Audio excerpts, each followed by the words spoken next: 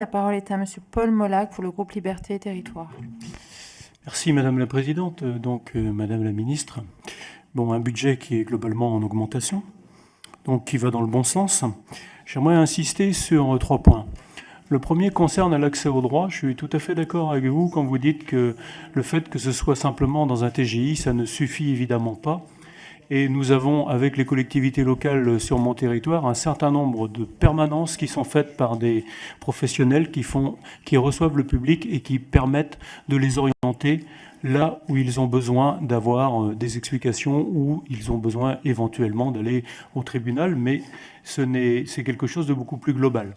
Et l'accès au droit, c'est pas seulement l'accès à la justice, c'est aussi à tous les autres droits, y compris le RSA, etc. Donc je partage votre philosophie là-dessus et je pense qu'il faut que ce soit effectivement au plus près des territoires. Le deuxième point sur lequel j'aimerais insister, c'est le nombre de places de prison. Parce que c'est un problème récurrent. La France a été d'ailleurs montrée du doigt par un certain nombre d'instances européennes, dont le Conseil de l'Europe, sur la surpopulation dans les prisons, sur les mauvaises conditions. Et donc, le fait de vouloir construire des places de prison supplémentaires me semble être effectivement une nécessité. Pour autant, j'ai bien enregistré qu'on ne peut pas faire de la politique, de l'enfermement, la politique pénale, c'est pas l'alpha et l'oméga de la politique pénale.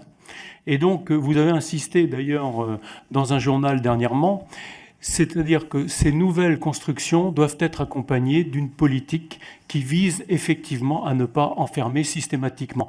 Sinon, nous aurons le même problème. Nous allons faire de nouvelles places de prison. Elles seront remplies parce que les juges vont se dire il y a de la place. Et au bout du compte, on sera obligé de construire d'autres prisons. Et c'est pour ça que votre plan me semble tout à fait nécessaire si on ne veut pas se retrouver dans quelques années dans le même problème que nous avons aujourd'hui. Sur troisième et dernière chose, c'est le problème effectivement des spécialisations des tribunaux de grandes instances. Vous savez que nous sommes très attachés à ce qui est l'aménagement du territoire. Et si je prends par exemple le département du Morbihan, les tribunaux, ils sont sur la côte.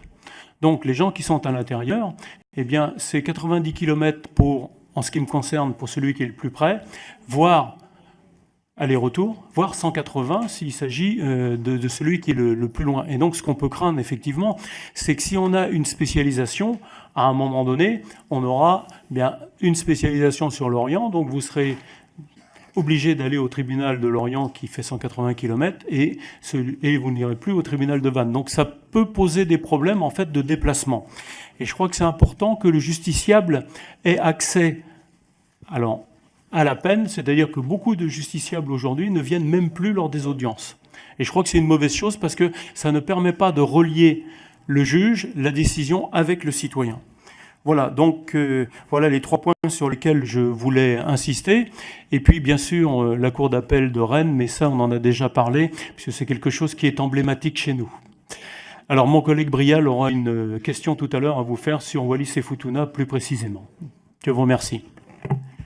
Je vous remercie. La parole est à Madame la garde des